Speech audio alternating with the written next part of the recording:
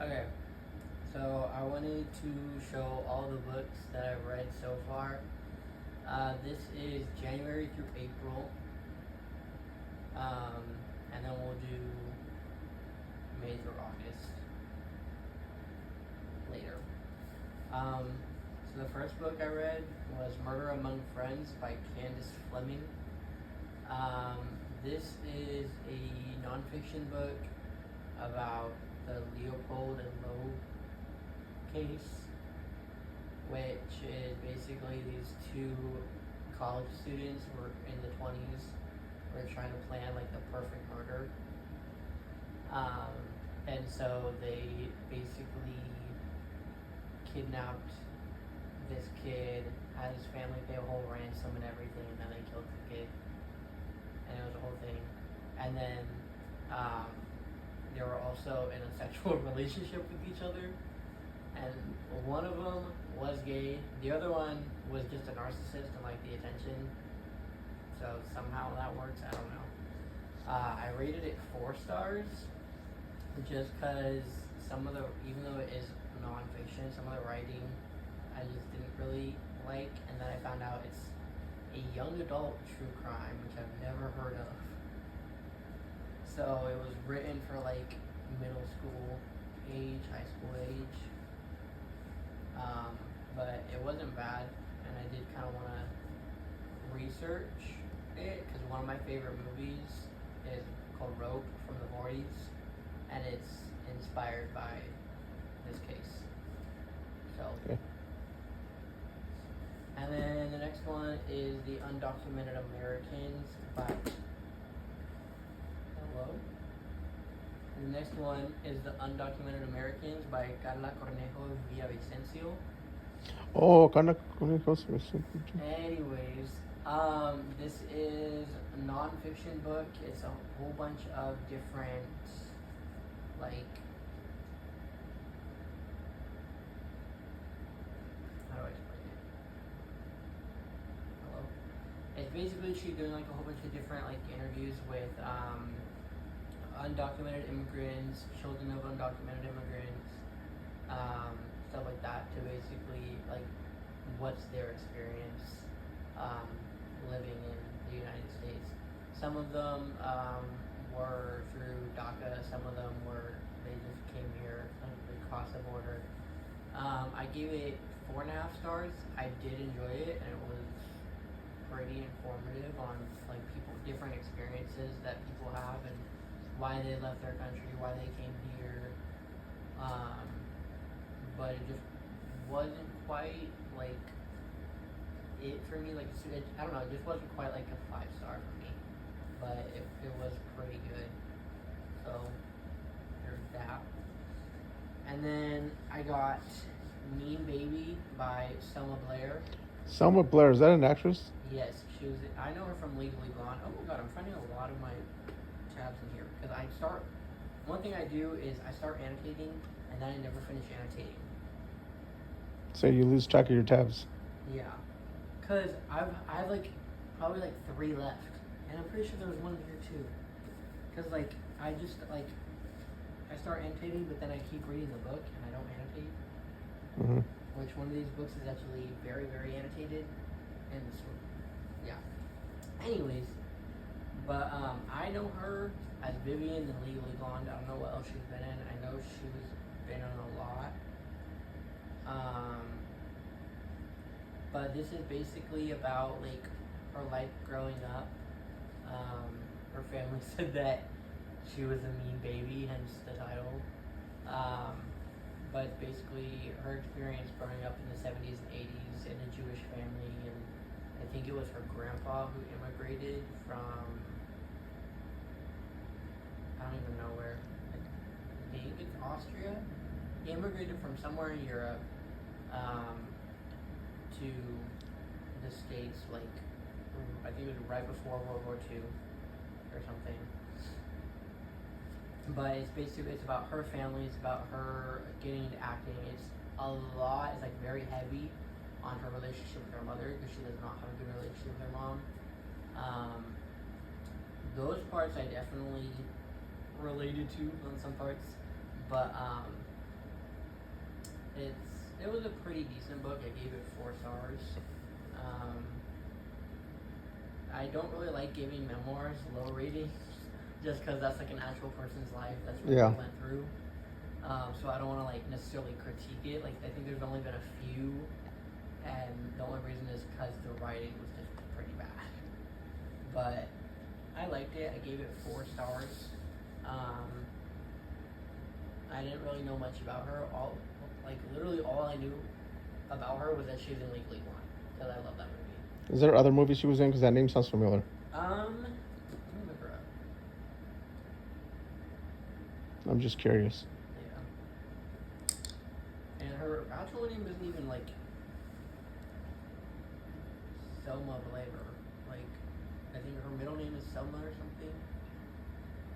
And then, let's see. Yeah, she was in Cruel Intentions. That's what I also thought. Legally Blonde, Hellboy. She was in Hellboy. A guy thing. I don't know what that is. The Fog.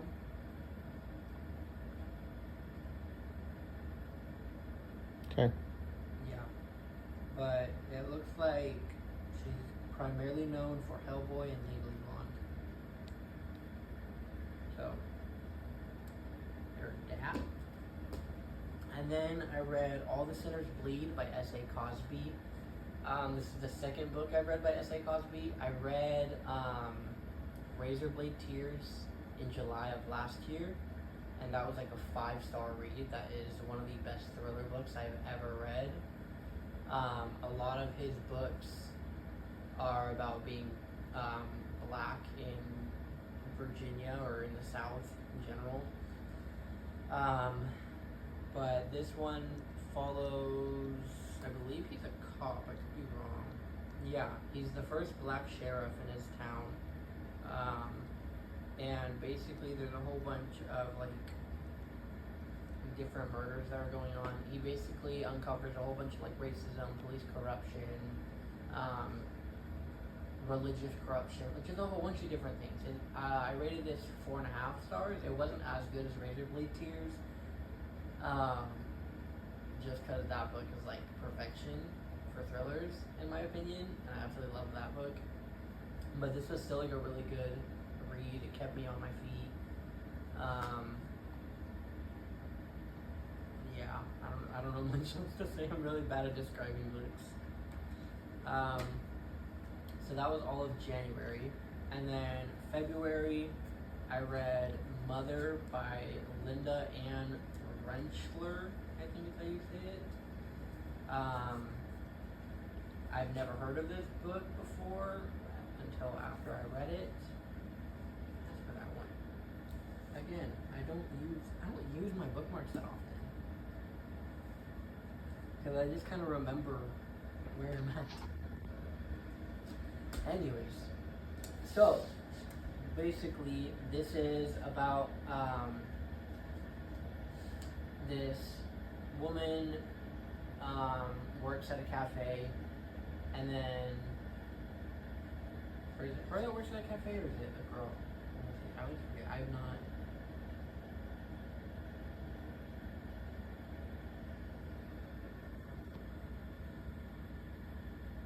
Yeah, she meets a girl who works at a cafe. That's what it is. So, it's about this woman. She basically lost her mom 5 years ago, and then she meets this girl who works at a cafe. They kind of spark up a friendship. It's a lot about like friendship and grief. And then that girl shows up at her door, and she had just lost her own mom. And basically, it's about both of them grieving. The main character is basically has not been the same since she lost her mom. Like 5 years prior, her family's like, she basically has distanced herself from her family. This went from a 5-star to a 3-star. At first, it was pretty good. Like, I liked the writing, but then I don't know. We just kind of started to describe stuff a bit too much. Like, it started to describe the way some plants look and the way the rain was falling. And sometimes I like that, sometimes I don't. I just felt like it wasn't really needed in this book, and I felt like some of the words, it felt like the author was trying to be like prestigious, if that makes sense. Mm-hmm. Like, I don't know. It just felt like she was just like trying to prove like, oh, I know big words. Like I know how to describe stuff really well. And it just, at first I was like, oh, whatever, like, let me just enjoy the story. But then it started to go on and on and on. And I was like, okay, it's getting a bit much. So I rated this a 3-star. At first, I won't lie, I did think that this was the movie Mother. Because even the font is very similar to the movie, but they are not connected in any way. Plus, that one has an exclamation point at the end, which I get for mark or whatever that's called. Anyways, and then Agnes of God by John Peelmeyer. This got turned into a movie in the 80s. Yeah, this got turned into a movie in the 80s, and it stars Meg Tilly as the main character. So, and I love the Tilly sisters, especially Jennifer Tilly. Jennifer Tilly's from Chucky, right? Yes. That's the older sister, this one? Meg Tilly, yeah, her older sister. So, but she started the movie of this. This is a play that's basically about this nun living in a convent, and she is found unconscious in a pool of blood in her room, and she's alive, but she basically just gave birth to a baby, and she's claiming that she's a virgin, all this stuff.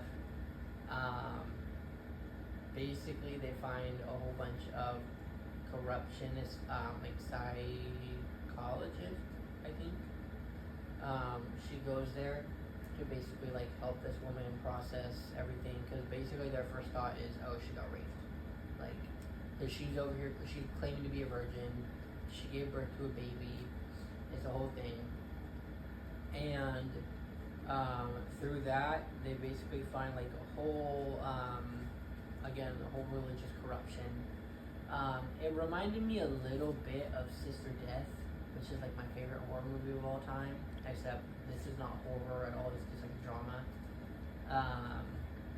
But like, just with the religious corruption, the baby, the nun in the covenant, it's very similar to that. And her mother superior is basically kind of a bitch. Like, I won't lie, she's got her own issues. And pretty much all these three main characters, Agnes has issues. She's the one who just gave birth to the baby. Her mother superior has issues. The psychologist has issues. It's a whole thing. But they find out that, spoilers, they find out that Agnes is actually the mother superior's niece. Her sister is the mom of Agnes, and then Agnes just gave birth to a baby, and it's the whole thing. I rated this 4.5 stars. I thought it was pretty good. I still have not watched the movie. I need to watch the movie because it actually sounds pretty good. It looks like it's kind of low budget for the 80s, but I like the play, so I think I'll enjoy the movie. And sometimes I enjoy the movie more than the book.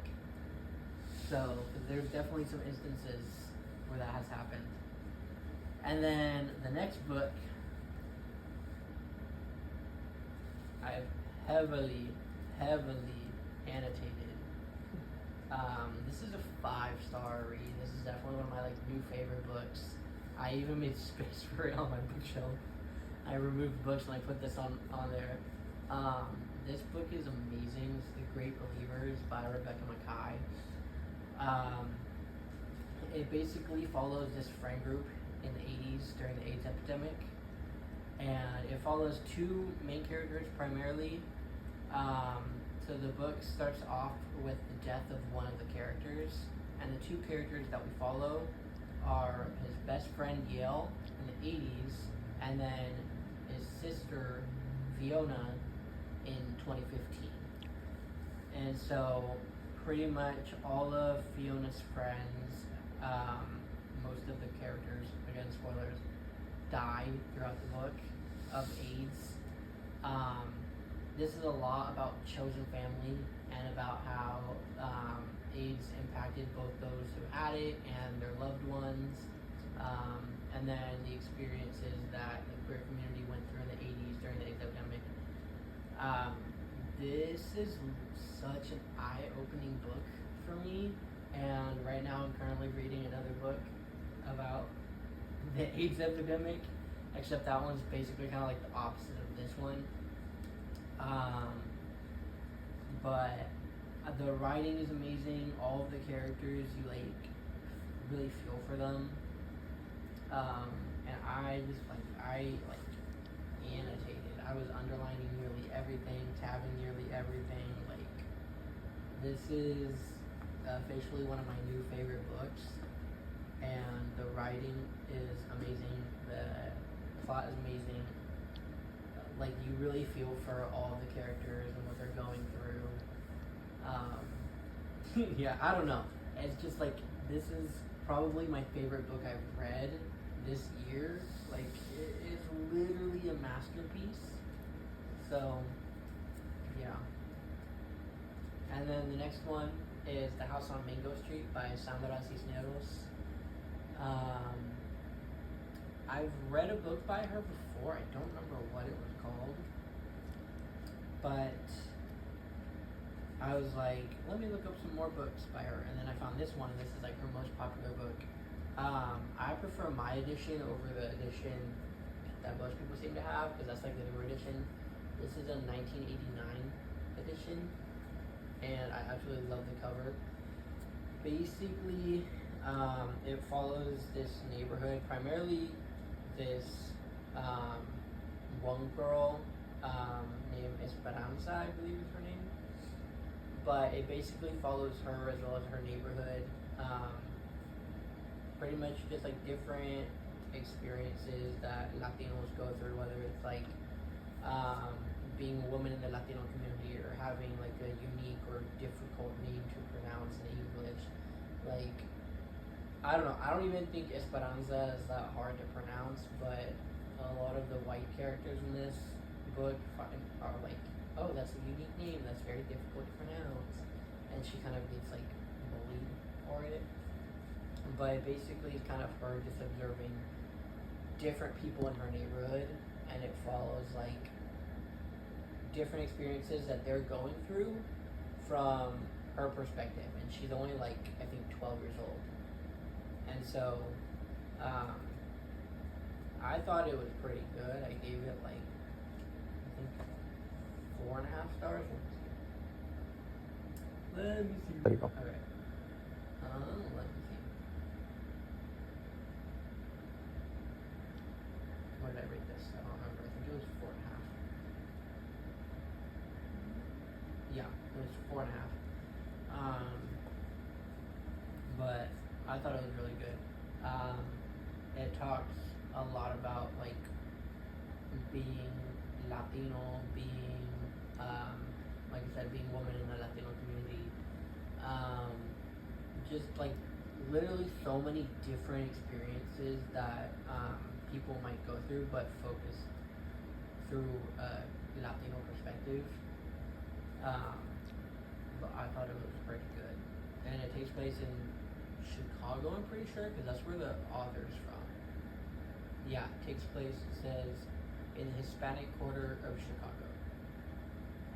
So, but it's basically just a whole bunch of different stories about the Latino community through the perspective of a 12-year-old girl. So, pretty sure she's 12 years old.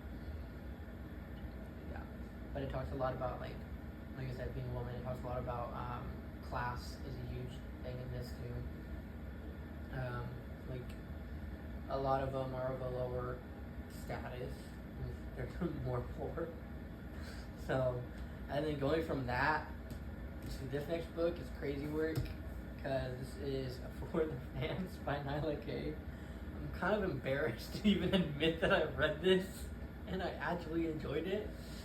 I gave this 4.5 stars. It was not that bad. I'm trying to get back into romance because I used to read romance. I used to read a lot of smut when I was getting into reading. I don't anymore because I like to read more like historical fiction and literary fiction because I like to read more about like different people's experiences in life and the human condition and how the mind affects people based on their trauma and different experiences that they've gone through. But this book is the complete opposite of that. This is a gay smut romance book about two stepbrothers. So there's that, and they basically started OnlyFans. I don't know. I don't know. I don't know. The plot wasn't bad. It wasn't.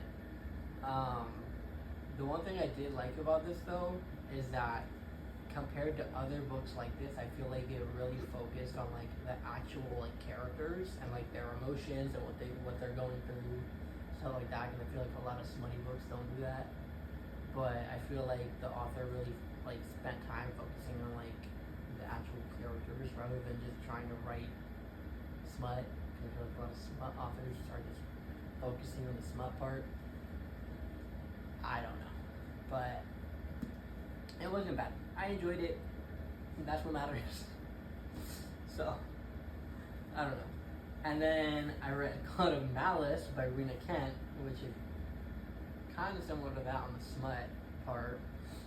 But I read this book before, so I decided to reread it because now I physically own the entire series, as well as the 2 spin-off books, and then I want to get the 3rd one that comes out next year. But the whole series basically follows like a group of college students, and then half of them are involved in the mafia. Somehow. The Russian mafia. So that's fun. But basically this one is about this girl named Glendon. She comes from like a kind of a high status family, and she's standing on a cliff about to jump, and then basically this guy pushes her off, and then he kind of saves her at the same time, and he kind of follows her around campus because they go to the same college. It's a whole thing. They start to develop feelings for each other. It was alright. I didn't enjoy it the first time I read it. I didn't really enjoy it the second time I read it. So I rated it 3 stars. I think this is the lowest I've rated of all the books. And I've read the first 4.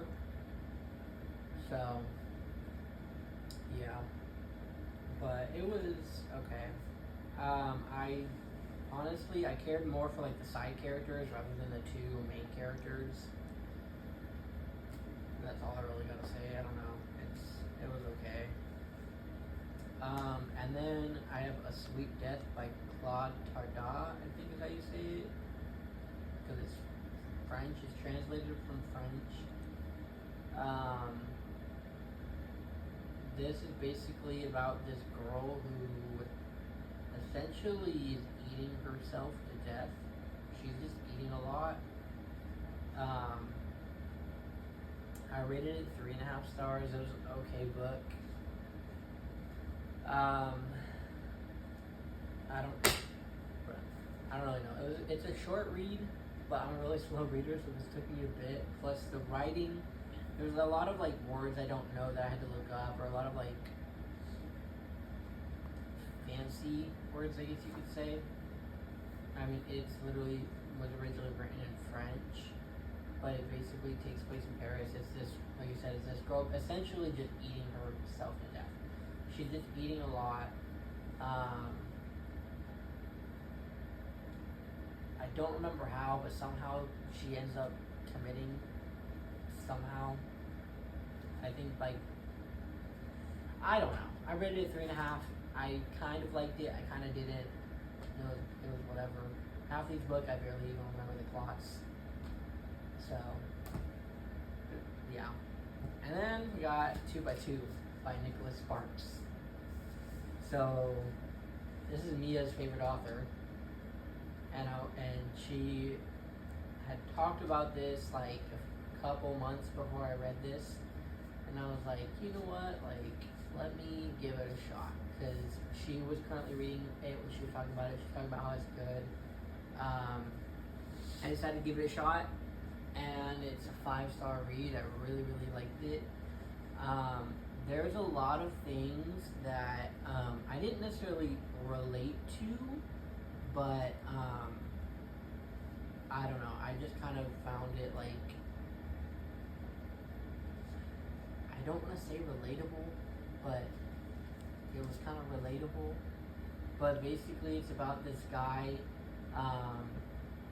It follows him raising his daughter, and then his wife gets this new job with this boss that wants to take her on all these business trips. They end up having an affair, and so he basically has to raise his daughter on his own. So it's a lot about being a single father and raising like this young girl. She's like 5. But I don't know, there was like a lot of things that I don't want to say were relatable because I'm not a parent, but they were relatable because I was basically raised by a single father like my entire teen years, and then kind of pretty much my childhood, my dad was the primary parent, so I don't know. It was really, really relatable in that aspect, and I feel like being a single parent in general is kind of looked down upon, but I feel like single dads especially don't really necessarily, at least from what I've seen, because I know there's a lot of people who say that single fathers get more praise than single mothers, but from what I've seen single mothers kind of get more help and get more praise for raising their children,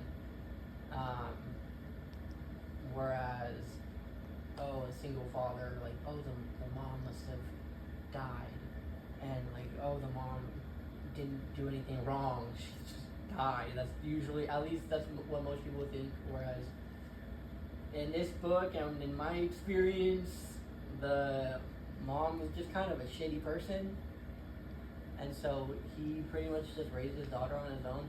I really liked it. It was a really, really good book. I don't know if I'm gonna read another Nicholas Sparks book. I might. I'm a little hesitant to read The Notebook because that's his most popular book, because I don't think I'll like it. The movie wasn't bad, but it wasn't really my cup of tea. But I really enjoyed this, so I'm debating if I should read another book by him. But we'll see. And then the last one is A Streetcar Named Desire by Tennessee Williams. I've still not watched the movie. I was going to annotate this and read it so that I could watch the movie. I have not watched the movie, but one thing that I like about this is that it's got like pictures and scenes from both the movie and the play, so I think that's cool. Who's the actor? Marlon Brando? Yeah, this is Marlon Brando. I went into this because I knew nothing about the movie. Like, I knew nothing about the movie. All I know is, like, it's a really, really popular old Hollywood film. I love old Hollywood films. I was literally watching it before you guys. I was not watching this movie, but I was watching an old Hollywood movie when you guys got home. I'd say probably, like, 25% of the DVDs that I own are older movies from the 60s and before that. Like, I don't know. I think it's like really fascinating, different movies and different like filming styles. And so I went into this not knowing anything about it, expecting it to be a romance, because the only scenes that I've seen from it are Stanley trying to woo up Blanche. But basically, it follows Blanche. She moves from, where is it? I think Alabama or Mississippi, one of the two. But she moves from there to, I want to say, New Orleans. So she's still in the South, but now she's in like a bigger city. It has a lot to do with toxic masculinity and like not necessarily sexuality, but like desire, pretty much. Hence the name of a streetcar named Desire. But there is actually a streetcar named Desire that she takes to get to where her sister lives. But basically, she goes to visit her sister, who now lives in a bigger city, and there she meets her sister's husband, Stanley. And so, what she doesn't know is that Stanley is abusive and a piece of shit. But she's also not a good person. It's heavily implied in the book that she's racist, and Stanley, who's Polish, is not that he's not considered human, but he wasn't considered white then in the 40s. So, which is crazy to me how, what is it? It's Irish people, Polish people, and Italian people. They were not considered white in the 40s. That is literally so, like, I cannot grasp that concept. Like, if I was living in the 40s, even though I'm white, I would not be considered white because I have a Mexican dad. I don't know. Race and racism is crazy, but she basically doesn't really see him and his friends as like people. she's very, very close-minded, and so it's kind of hard to like not necessarily root for her, but it's kind of hard to like feel for her at first. And then Stanley starts to basically abuse her, and he basically takes advantage of her, and she tells her sister. It's a whole thing. I really liked it. It's 5 stars. It was really, really good. I still have not watched the movie. I really need to watch the movie. I keep telling myself to watch the movie, but I don't know who plays Blanche in the movie. I forget her name, but even though she's considered like a really, really good actress for then, I've seen her in other stuff. I don't remember what. I don't know if it's because I didn't like the movie or if it was her specifically, but I'm hesitant to because I just like I haven't really liked anything that she's been in, and so I don't know if it's necessarily her as an actor or if it's just the movies I haven't really been into. So eventually I'll watch the movie. I don't know when, but eventually I will. But that's all the books that I've read. Only a few of them were like really, really good. I've got a few that are okay. None of them were bad, which I like. I don't think I've had a bad book in a while. I think the lowest I've ever rated a book was 2 years ago, and I rated it a 0.5 star because I hated the book. The writing was horrible. It was basically going nowhere. But yeah, so these are all the books that I've read from January to April of this year. And then eventually we'll do May to August.